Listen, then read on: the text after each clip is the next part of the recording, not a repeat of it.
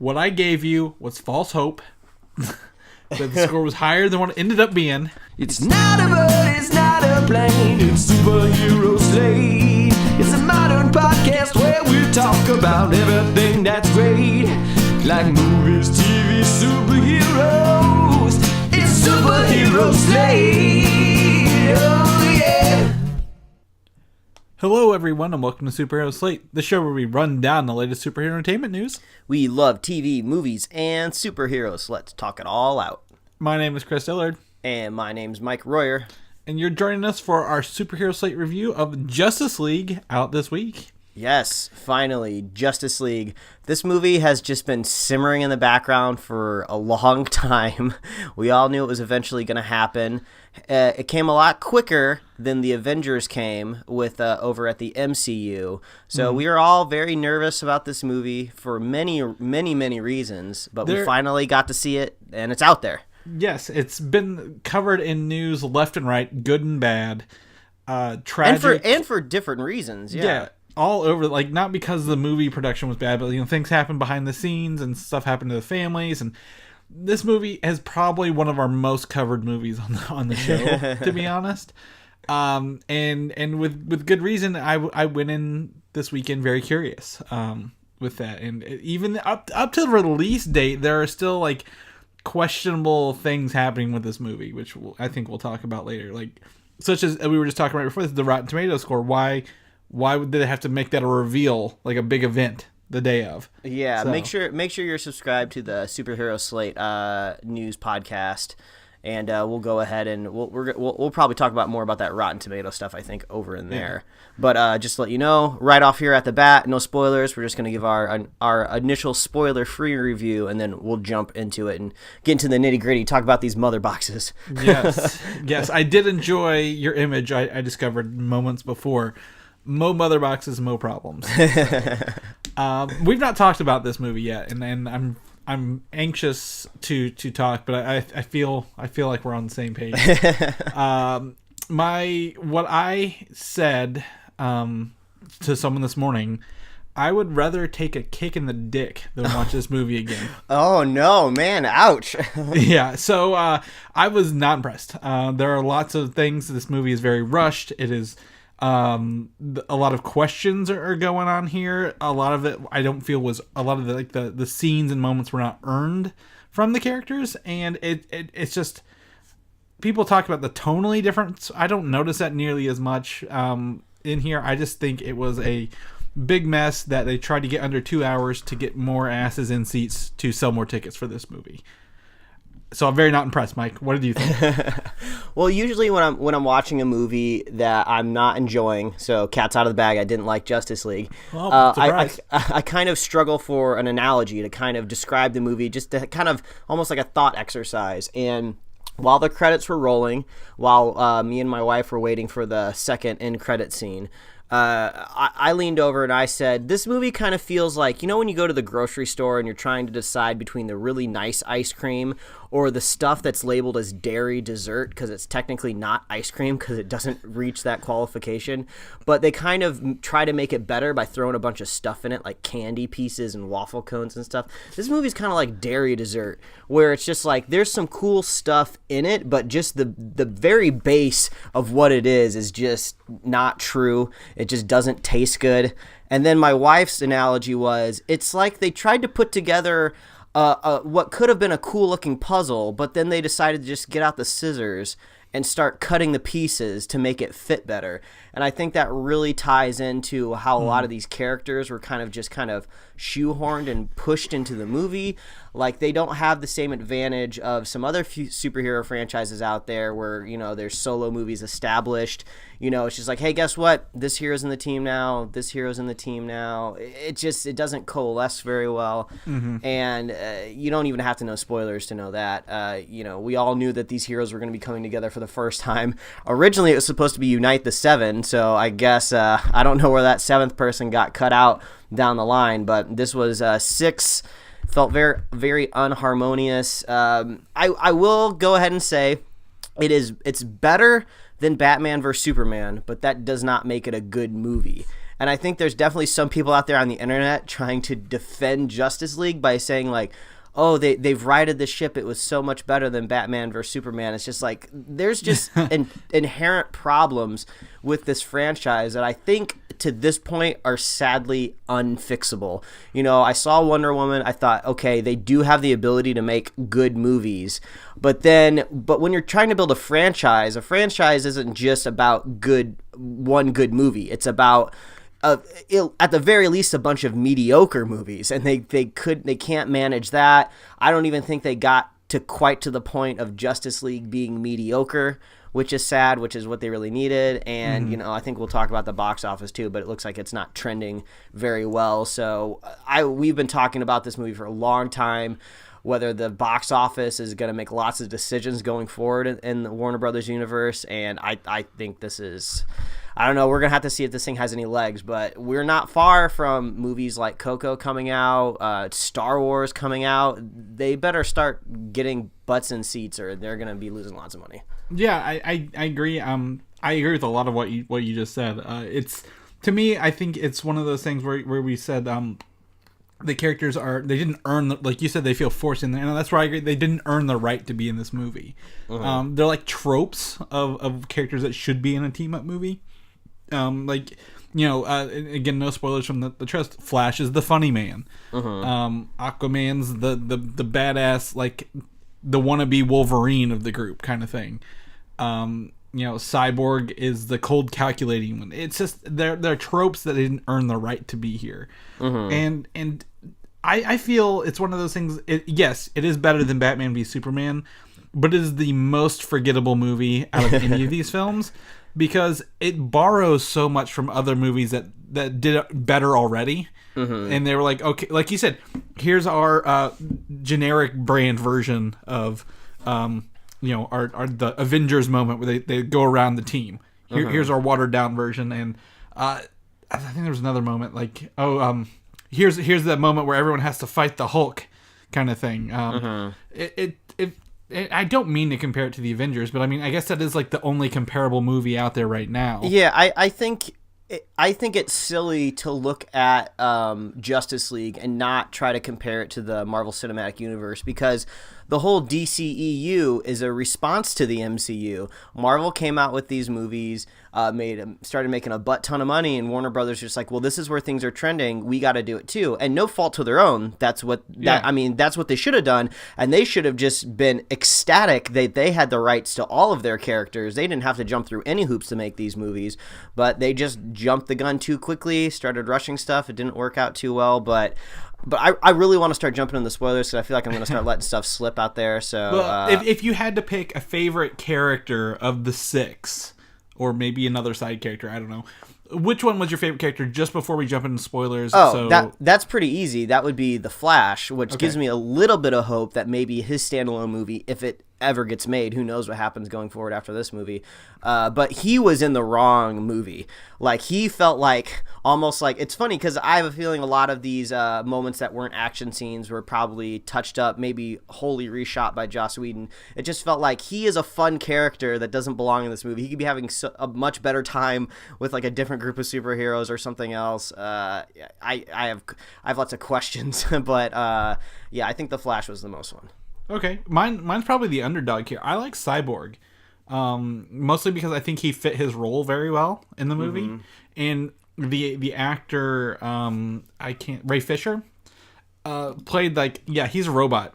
He's like part robot, part human. Yeah, he played that really well. Like I don't know, something about him. Like I'm like, okay, I can buy this. Like if they did a Cyborg movie, this is Cyborg. Oh like, man. He sold it to me. We're going to have some stuff to talk about then here. Oh, that's fine. That's totally fine. I don't know if I mean, we'll talk about here in spoilers, but I mean, we're scraping bottom of the barrel to find good things in this, at this point. So, spoilers? Yeah, spoilers. Jumping in. All right, everybody. So I'm going to go ahead and start the spoilers by saying, I guess things that I liked, just to maybe lighten up the review just a little bit. So when it comes down to the action scenes where you don't really have to worry about story or motivation so much, watching Wonder Woman kick ass is always fun. I think my favorite segment in the whole movie was when Steppenwolf, who we haven't even mentioned yet, probably because he's so forgettable. Who? There was a villain? When Steppenwolf shows up on Themyscira to steal the mother box, that whole sequence was amazing. I loved it. That like I've never like seen like a chase scene with like horses and some dude that can just like jump like a mile at a time. He's got this big axe. They kind of do this badass thing where they're like tying up they tie up an arrow to the mother box. It's almost like this crazy game of football, and they're just trying to get the ball as far as they can, like sacrificing their lives. Keep away, yeah, run away. Yeah. Like those like badass sentries that were like knocking down the pillars to close the doors. Like that was like super cool. If we can attribute credit to anything when it comes to Zack Snyder in this movie, is sometimes his action can be really badass. I mean, 300, The Watchmen, like it's not like he's totally incompetent. But that stuff was really cool. I liked watching Wonder Woman fight. The Flash, I was kind of, I don't know. I was waiting to see if maybe we would see something more unique when it comes to a speedster, since we've seen it a couple different times now. We've seen it in the MCU. I see it every week on the Flash, so I was like, oh, maybe we'll see something new. But Barry's a little proto in this movie, which might be okay the way they're setting up this universe. He's a little new. He doesn't know what he's doing quite yet, so he doesn't have all the cool moves yet. So I was hoping a little bit more from him. But he had every character had the right moves for the right moment in this movie. Like, he still knew he could create lightning by running really fast. Yeah, and touching the box. And I feel like almost anybody could know that, because every time he starts running, there's lightning around there. So that was kind of like a cool treatment. Like, there's so much kinetic energy around him when he's running. But again, they took that. The TV show did that so many times already. I was like, of course he's going to do this. Mm-hmm. And to me, his scene, I think it's in the underground water, under the bay or whatever, the dock, was very much reminiscent of the Quicksilver scene in Days of Future Past, where he's running around the circle room, touching all this stuff very slowly and things. Yeah, and that's one of those borrowed moments I was talking about earlier. Yeah, and I mean, it ended up being a half cool, half heavy-handed moment. I liked it when he kind of pushed the sword a little bit. Like, that was kind of fun. But also, like, in classic Zack Snyder fashion, like, how can we tie this to some sort of like Greek god, Roman Catholic mythology, where it's literally God reaching out to touch Adam, and the sword is like. Zack Snyder really loves that kind of stuff, but I think it's a little too heavy-handed. But what else? I'm trying to think of other things. I'm trying to be nice here first. I think the standout moment that I think the audience liked the most in my theater, and also when I went out online to look at reactions, was the moment when Barry realized that Superman could see him when he was running fast. Yeah. That was kind of cool. I hadn't really seen that before, so I liked that kind of dawning realization. No. Apocalypse did it. When? Because Apocalypse saw Quicksilver running and moved his eyes to see him. Apocalypse? In X-Men Apocalypse. Oh, X-Men Apocalypse. Oh my god, I totally forgot that there was two Quicksilvers over there. I was like, he wasn't in the Avengers movie? Oh, I guess. All right, well, that movie wasn't that good either. I'm just saying, I mean, while I agree, yes, that was a cool moment because it was someone we actually, like Superman, we'd probably care about because he's been in almost every movie so far.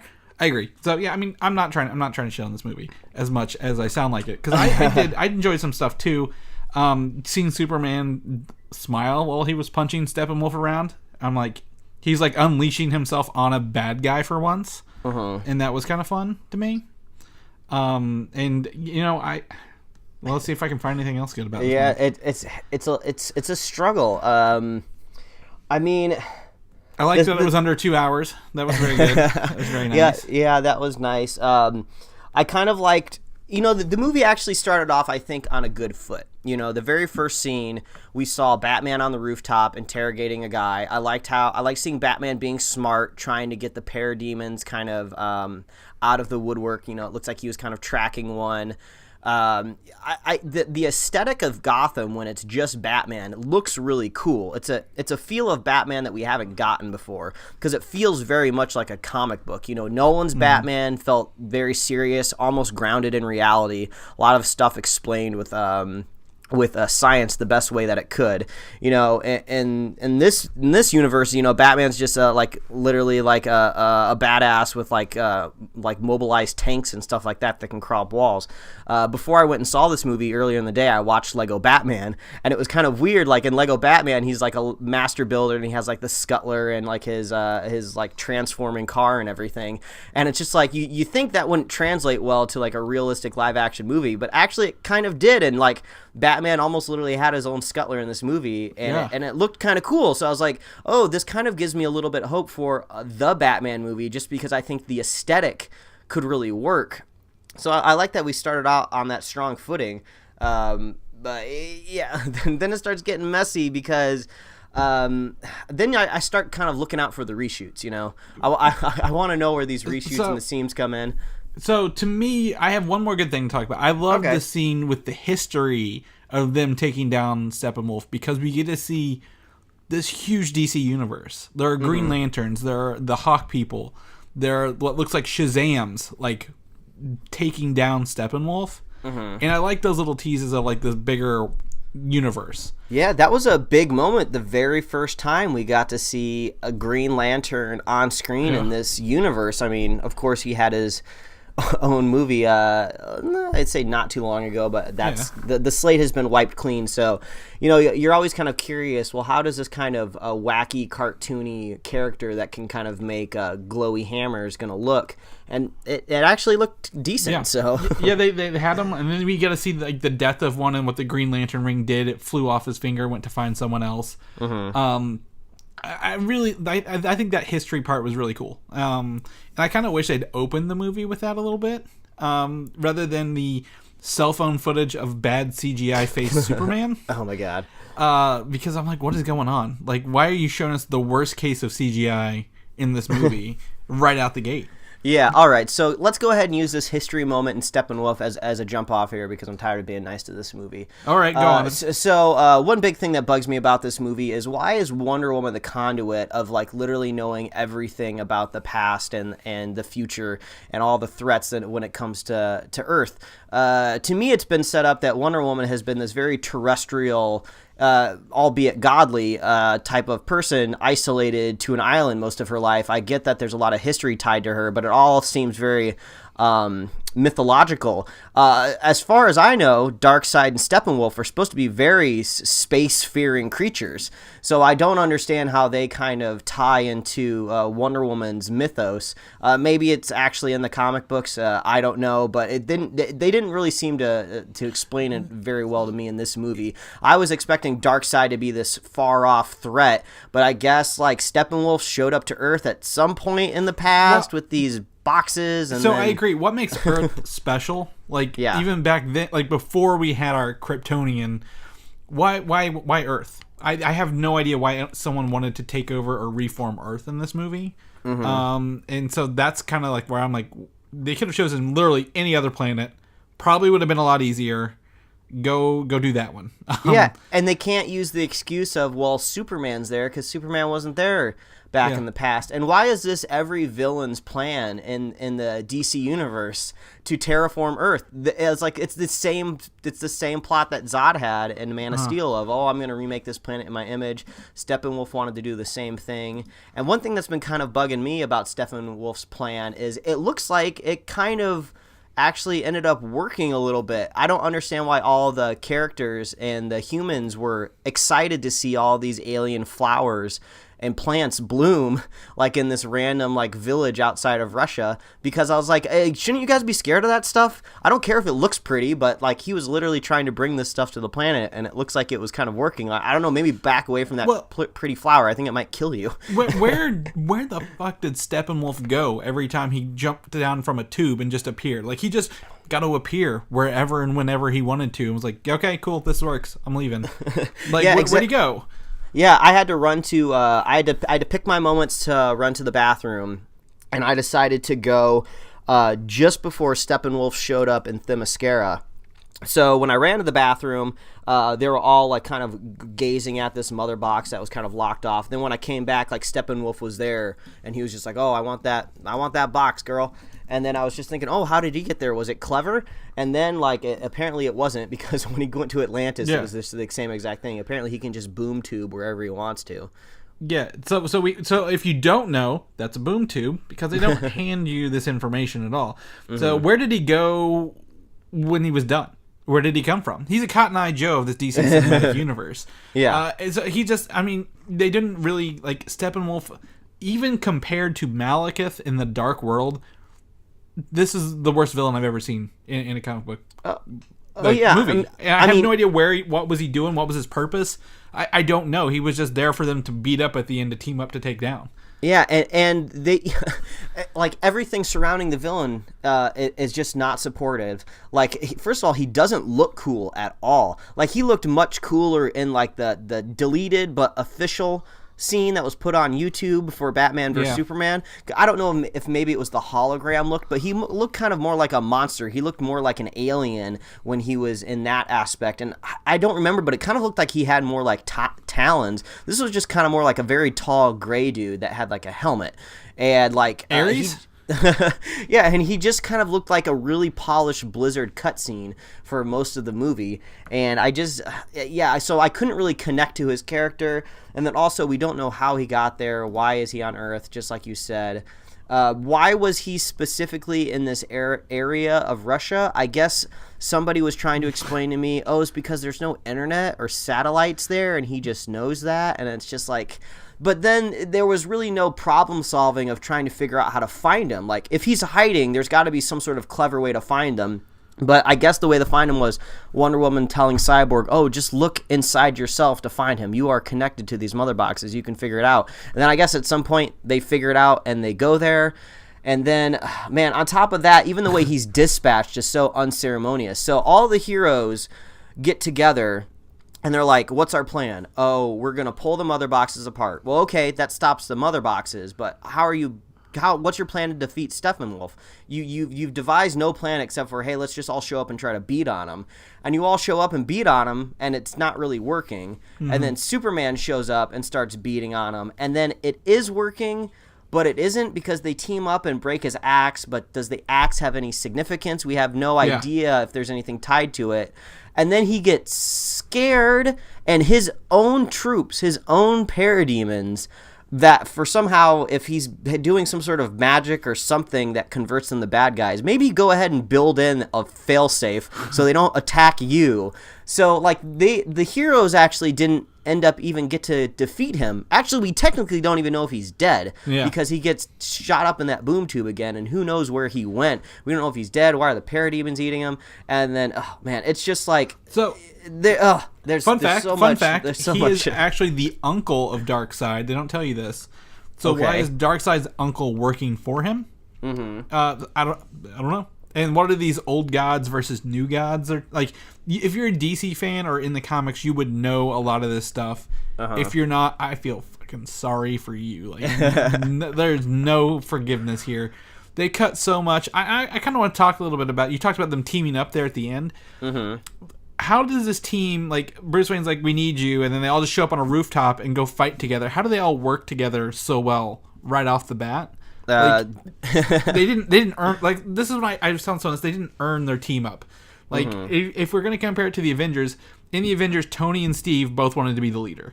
Thor and Hulk both wanted to be the strongest. So, like, they had a lot of egos, and they had to work it out to do their teamwork. Mm-hmm. And then this one, they're like, no, we just work together automatically. Thank God Aquaman showed up to stop the water in the tunnel. And yes. Cyborg's here to start my little sculler back up. And he can make my jet go faster, too. I don't know how that works. Yeah, apparently we were all kind of in the theater waiting, like, when is this going to happen? So I went to this showing with my wife and friend of the show, Quentin Parker, and his girlfriend, Allison. And afterwards, we went and got a much-needed drink and just started talking about this movie for a long time. And we started theorizing, I think this movie could have been a lot better if it really focused around the character of Cyborg. Because I felt like he was the best conduit into the story. You know, I was under the impression for a while that Cyborg himself was going to be the mother box. And I was like, well, that could have created a lot of tension. You know, if we really could have confided in Cyborg, and the team really liked him. He was very very charismatic, and we really liked his character. And then if the team up was earned, maybe he could have been like kidnapped or controlled or something, and then the team could have had to go and kind of like rescue him and save the Earth. And maybe his dad could have been like not a dick. You know, maybe the dad could have been the guy working at Star Labs, kind of maybe helping out the Justice League a little bit with some insider information. He could have been our best way to maybe kind of to describe what was going on with these mother boxes. Maybe him and Wonder Woman could have sat down, chatted a little bit, and they could have kind of maybe worked up a motive for what Steppenwolf was doing. But like that, you know, that didn't happen, and we just got these really confusing boxes. Let me shed a little light on here. I've got some information.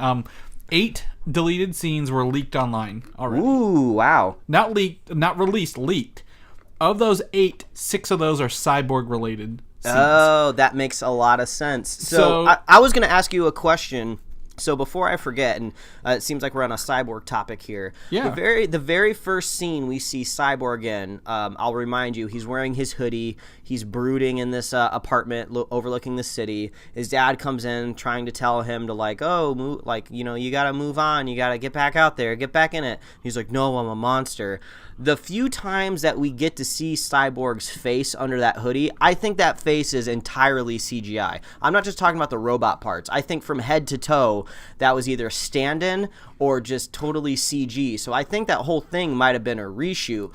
And it was not a good decision because the very first time I see this actor, who I've never seen in anything, I'm under the impression that he was kind of plucked from theater, from like the theater scene, like he's a theater stage actor, so this is kind of one of his first big roles, I think.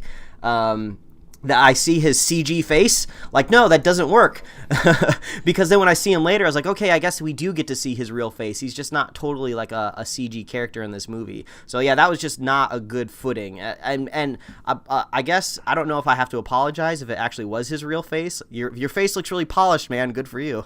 Yeah, well, so I think from what I've seen in background images, like he wears like the red eye over his face and like a whole suit. But they did like keep his real face, so maybe it's whatever they added over him. They had to retouch him, and the lighting didn't match up. So I've seen how they film him, and it's not pretty by a long shot. I liked Cyborg because like he was coming to terms with what he was at the same time, and while a lot of people will probably disagree with me, that's fine. If you like this movie, more on you. You probably haven't gotten this far, but there's I don't know, man. Speaking of CG, you've got me thinking about the mustache gate we've talked about. I was on the lookout for that mustache, man. Yeah, well, you didn't see it, but you lost a lot of face off Superman. I mean, what do you think of it? I got to know what you thought of it here. To be honest, it had been a little while since I had seen Superman, because he doesn't show up until about midway through this movie. And so I was looking at the face, but I was kind of more distracted by the quality of the movie to look out for his mustache. But when I got home, I was scrolling around on Twitter, and I saw somebody share it looked like a screenshot from the movie, maybe a cam version, and there's this bit where he's I think maybe it's the "Do You Bleed" callback, where his kind of his mouth is puckered up, and it just looks really bad. It's very noticeable there. So I think you could notice the mustache or lack of it maybe in like a still frame, but yeah, I didn't notice it too much the scene. I could not see it every time he was like on camera, like maybe every other scene when he was back in his Oklahoma, whatever his hometown was, at his mom's house. Like every other scene, I was like, oh my gosh, his lip is just disappearing randomly. I believe it's Kansas. I think Kansas. There we go. Yeah, sorry, I don't know.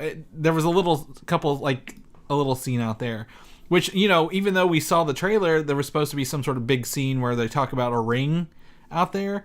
I have a list of the scenes cut from the trailers, and let me tell you, I'd have to take off my shoes and get someone else involved to count all the scenes cut from the trailers. Yeah, didn't make it in here. Yeah, one scene that I heard people were looking for was I think it's Alfred saying, "Oh, they told me you'd come." Yeah, that one didn't show up. Which really makes me wonder if that was in a different version of the movie where maybe Superman comes back to life in a different way. Because I think this is one of the most egregious, unforgivable things in the movie was the way they bring Superman back to life was just Batman v Superman recap. It was just atrocious.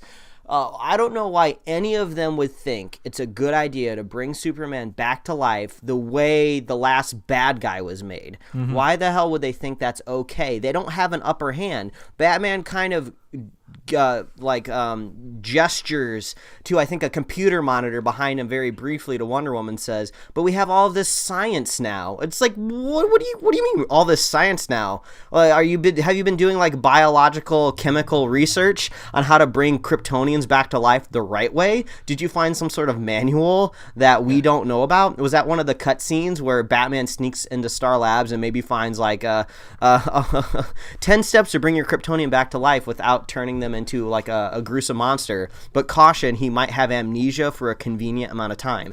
So it was just so weird. And even if they decided to go with this really bizarre way to do it, there is all these weird convoluted steps of just like, oh well, the mother box has to touch the gate. Like my wife coined the water as Gatorade, and then when she said it, I couldn't unsee it. So like, we need to convoluted steps here. We got to drop the mother box into the Gatorade, and the second it touches, because for some reason it's got to be the second it touches, we gotta charge it up. So luckily we're gonna throw lightning at it, which is a very unscientific amount of energy, and then that's gonna make us a Superman. No, that is so stupid. I think we threw around an idea on our normal news episode, I think a few weeks ago. I think it might have been your idea, where it's just like, Batman is a man that likes to plan. You know, he has all contingencies covered, and that's kind of his MO. So I think we were kind of guessing, like maybe like before the dirt has even settled on Clark's grave, Batman's going to come in and do something kind of gross and just grave rob him right away and just have him stashed away to try to figure it out. And I thought that was going to happen, and it didn't. But you know, this one scene of bringing him back to life had to have been redone, simply because the end of Batman v Superman, his grave's dirt was vibrating and levitating. Yeah, exactly. So that's been ignored. And also, the Flash coming back to tell Bruce Wayne Lois Lane is the key to bringing Superman back to like normality wasn't even used as well. Was that supposed to be? I just assumed that they were trying to telegraph their story way ahead of time. I'm just assuming him coming back in time was something to do with Flashpoint. So if indeed that was supposed to tie into the Justice League, they did it totally poorly, because I didn't even think of that at all. Well, so I mean, Flashpoint has been rewritten 4 or 5 times, has lost 8 or 9 directors. I mean, there's no way they could have tried to predict Flashpoint. My assumption is Zack Snyder was using this as a setup for Justice League. Yeah, so maybe in the earlier version of this film, maybe it would have gone a little bit more smoothly. But I think this film was redone after Batman v Superman was just trashed and ripped to pieces. Yeah, maybe. I thought it would have been kind of a cool moment where Batman finally starts getting the League's trust a little bit, but they've been beaten down and they need some sort of ace in the hole, and then he's just like, hey guys, I've been hiding something for you. This is going to be kind of like weird. It's going to be very creepy for me, but hey, I'm Batman and I'm creepy and I'm comfortable doing weird stuff like this. And then I was expecting him to like take them to a room, and he like throws back like an iron door, and then there's sleeping Superman there or something. He's just like, I've been able to like keep him alive and bring him back, but I just can't get him to wake up or something like that. Mm-hmm. And then it could have been like, now maybe we go along some sort of cool adventure or journey to figure out how to wake Clark up, maybe something like that. Because I don't think anyone ever assumed Superman was dead.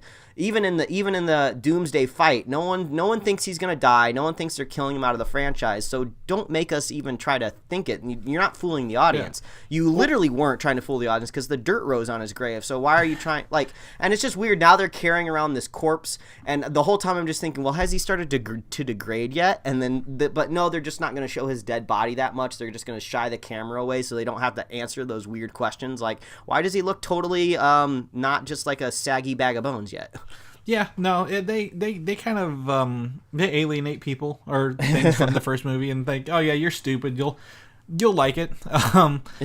It's I don't know. This movie is just trash the whole way through to me. For a couple of highlights, I don't remember a whole lot, despite my fact I'm trying to remember a lot of it because it's just so forgettable. Like I don't get like why everyone has these awesome inhuman level powers all of a sudden. Like Wonder Woman is apparently faster than a machine gun firing at civilians. I've not seen that before.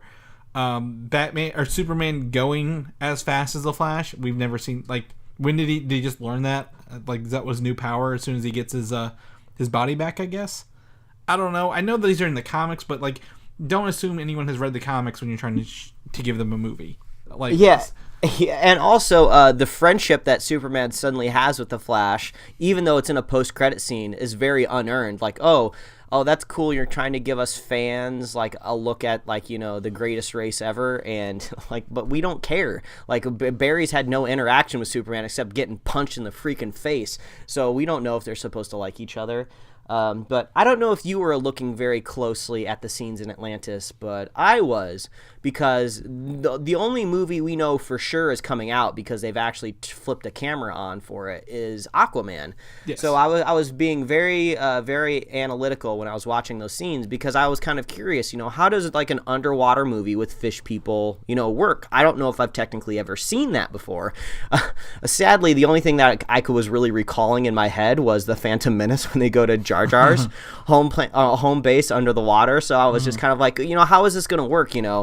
Whenever we've seen Aquaman underwater in this movie so far, it's just been very gray and drab and just like we haven't seen very much. And then I was like, oh, do they talk through the water or what's going to happen? And then all of a sudden they make an air bubble so they can talk inside of it. So I'm just like, well, that seems very inconvenient that every time you want to talk to somebody, you got to make this air bubble. So I don't know if maybe they're going to craft Atlantis in a different way where there is no water inside of Atlantis and there's domes, but maybe this like magical area where they hold the mother box just has water to give them the upper hand. I don't know. I can't say anything about Aquaman simply because with Wonder Woman, it's its own movie, and that director crafted Wonder Woman differently than Snyder did, like a little bit. So whatever James Wan is doing with Aquaman, I'm sure it's not going to be anything like we just saw. Like there'll probably be a lot of, because again, the Atlanteans in the movie, they weren't water people in the old times. They retreated to the water afterwards, I guess. So I don't know. I can't really. I mean, I like Aquaman. He was a good character at some points. He just kind of showed up again. Like a lot of these characters just showed up because we saw their like little background footage tapes from Batman v Superman. Yeah, I mean, luckily Jason Momoa has some charisma that can kind of carry his character through. I mean, but we had to just like vocally state he did sit on the rope of the lasso of truth. Yeah, that's true, and that's like sadly the only way that they can describe how these characters are feeling, which was just the most straightforward exposition. Like Aquaman says at a point in time that he doesn't feel at home on the surface and he doesn't feel at home underwater, but he just conveniently shows up at Atlantis when Steppenwolf is right there. So I have no idea how far Atlantis is from like this weird Scandinavian fishing village that he's hanging out in, but apparently he seems very at home there. Well, like everybody really likes him. Village is probably across the harbor from Metropolis, which is also across the harbor from Gotham. Yeah, and also under the harbor is where conveniently hostages are going to be taken, and Steppenwolf's going to be down there interrogating people. And I just like how he was not able his boom tube, not right back to his base that he had. Yeah, and I think it was hilarious how easily he was able to get that last mother box because it just fell on top of a roof of a car while Superman was fighting the Justice League, and he must have just been like, oh wow, this one was really easy. These dumbasses just left it in the parking lot. All right, I'm just gonna take it and go. So that was just that was ludicrous. But speaking of these mother boxes, Very, very thoughtful of the Themis of the Amazonians to hide it, very diligently under layers and layers of stone and concrete, guarded by a bunch of buff chicks that looked like really badass.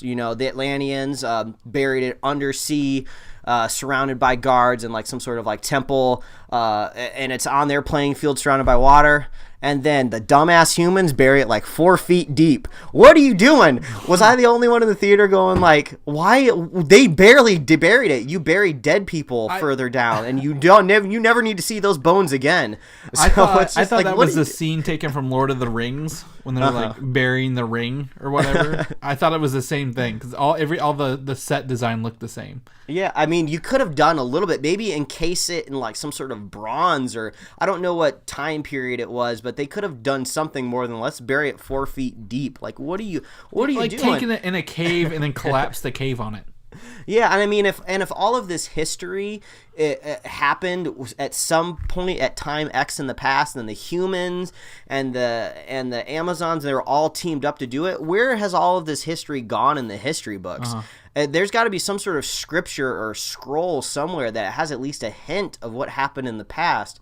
Why didn't Superman's awesome detective work pull up some of this and explain it a little bit, these 3 mysterious boxes? I mean, come on, the biggest, one of the biggest criticisms that the first Avengers movies has is that the Tesseract is just this MacGuffin that can just do anything that they want it to do. So Justice League decides to double down on 3 MacGuffin boxes that hardly get explained. 3 Tesseracts that combine together.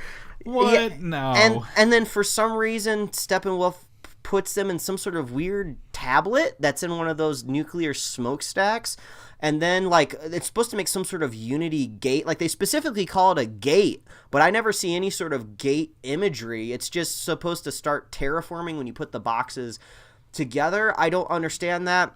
And then Cyborg's well, if we pull them apart, it'll make this big explosion, and then the mother boxes will just disappear. But I thought we saw that happen to the mother boxes in the flashback. They were able to stop the terraforming in the flashback, but then they don't blow up. I don't think the flashback, because the mother boxes were still 3 separate in the flashback. I don't think they pulled them apart. I don't think he completed the unity of the box, or the trinity, or whatever. Yeah, it was the unity of the boxes. Yeah, and it's just these boxes are I guess they're supposed to be tied to Steppenwolf's culture or something like that, but which we don't know what that is. Yeah, but then why does he end up showing up on Earth? Like you said, why is Earth special? Why is he there? Why do the, technically, I guess, Earthlings is what you call them, because I guess an Amazonian is still technically an Earthling. Why do they take it upon themselves to hide the boxes? It seems like if these boxes are so magical, if I don't know, if a Green Lantern ring can just go off and fly and find a new person, why can't these mother boxes just return to their home just as easily?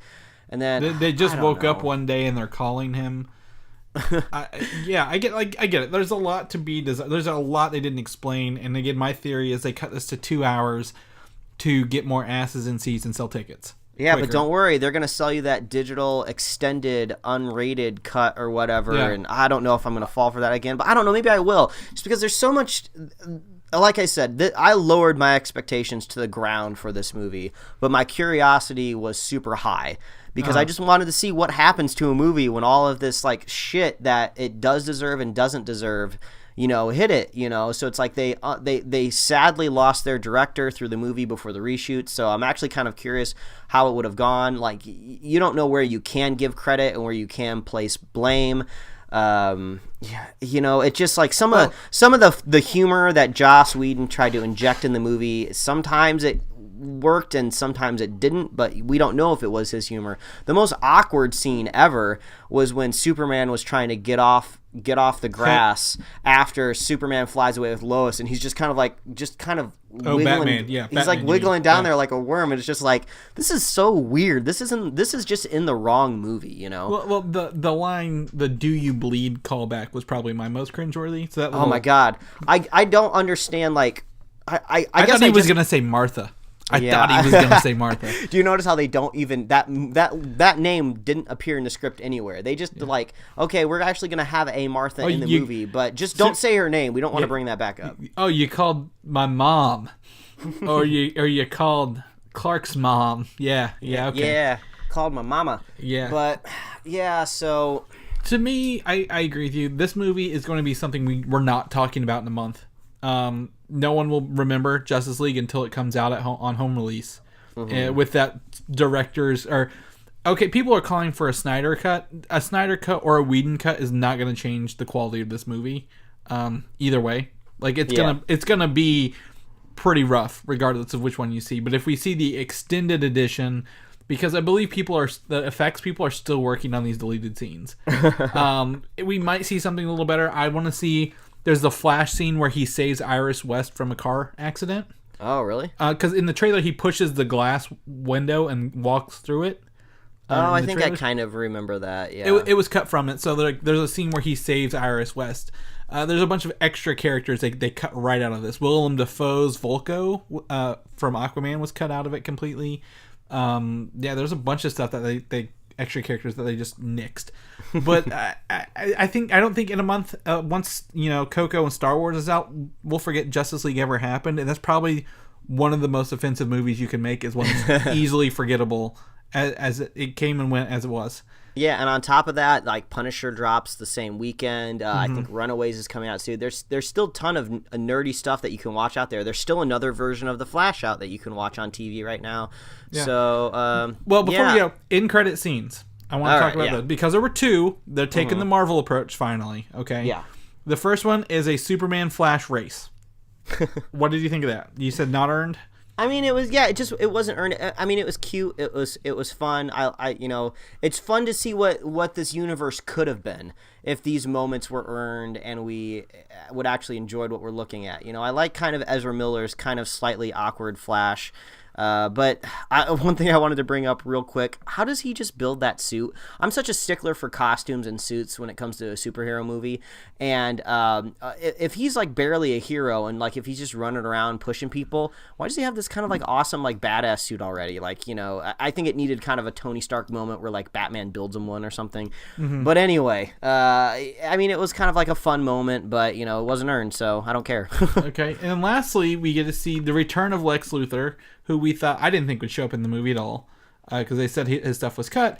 And meeting Deathstroke, kind of confirming that he's not out of the universe quite yet. Yeah, Joe Manganiello, they aged him up quite a bit. Yeah, I was actually kind of curious when they took off the mask if it actually was going to be him, because maybe things like got shook up since he wasn't going to be in the Batman movie, or he might get his own standalone movie. Wasn't sure if it was still going to be him. Frosty Gray, man, Frosty Gray, goatee and hair. Yeah, but just another forced call to the source material of just like, I guess we need a league of our own.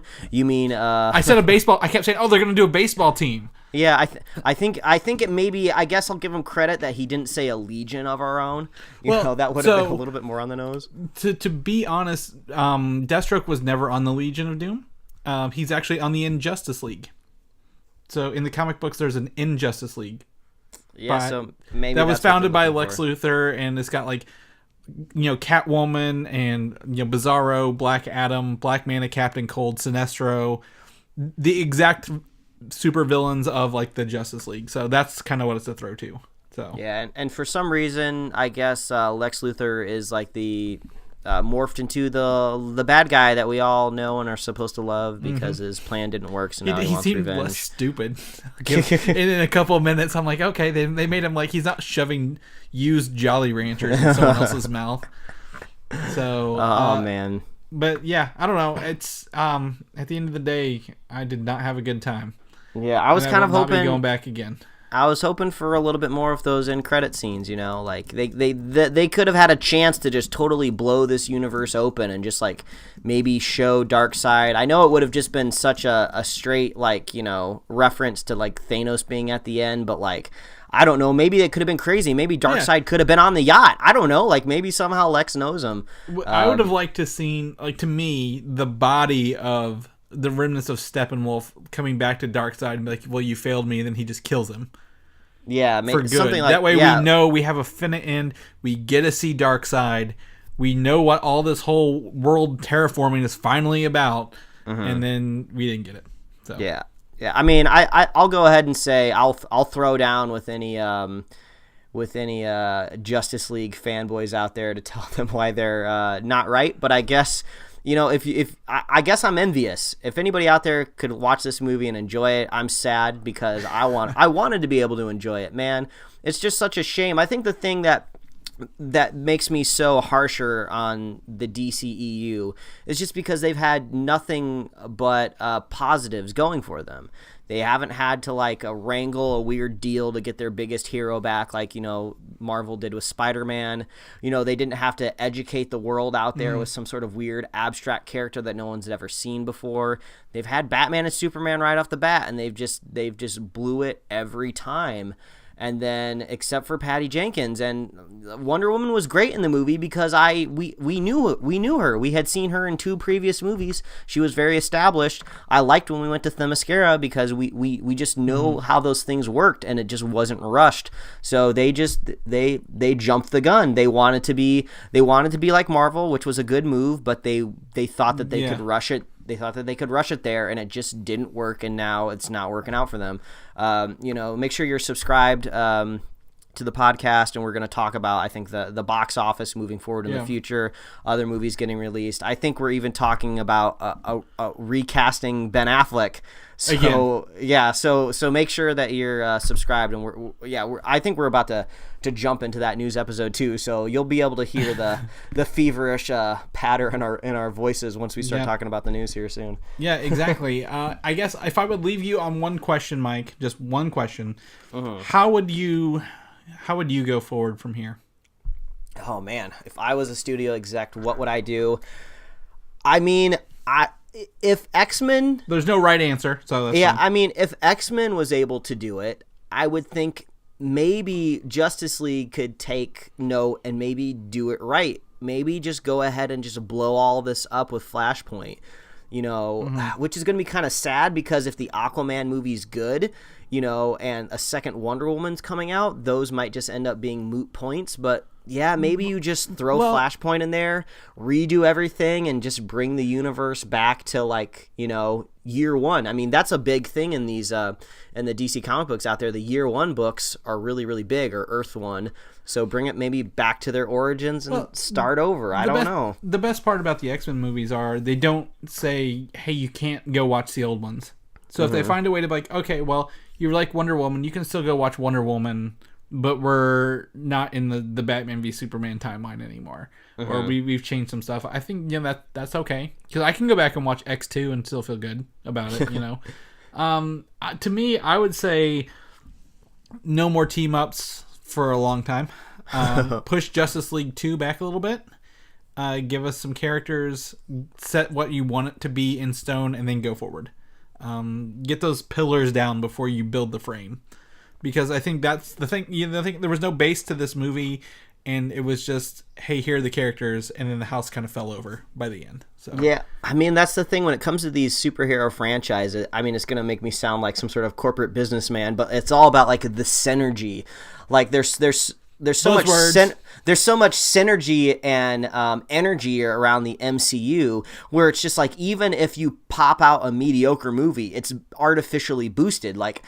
I think maybe Doctor Strange is a little weaker than most people out there might say it is, and I would go ahead and, if anybody is trying to defend it, I would maybe ask them, hey, when's the last time you actually watched Doctor Strange? You even got it for free on Netflix.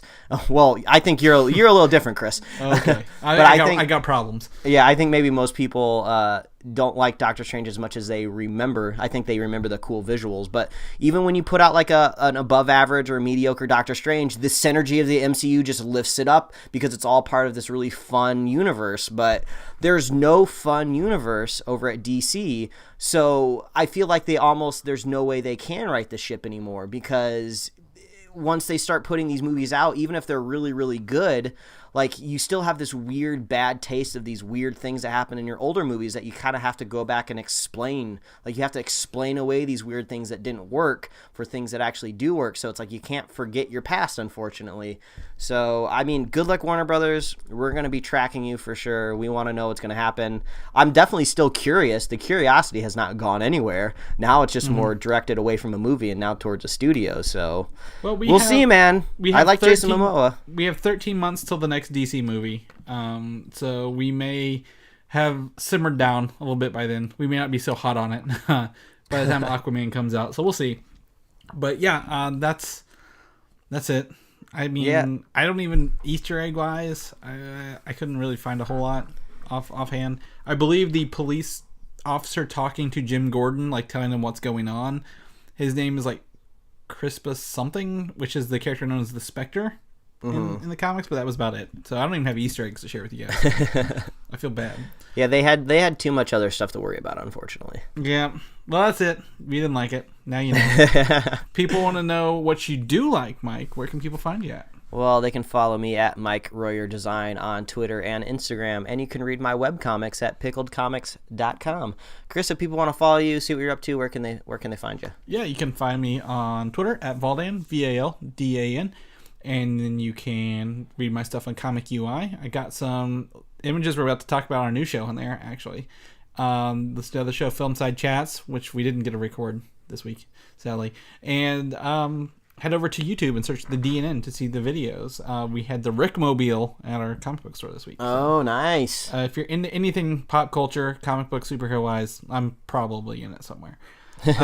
If people want to, this is a review episode. We normally do news episodes every week. If people want to find those, where can people find our news episodes at, Mike?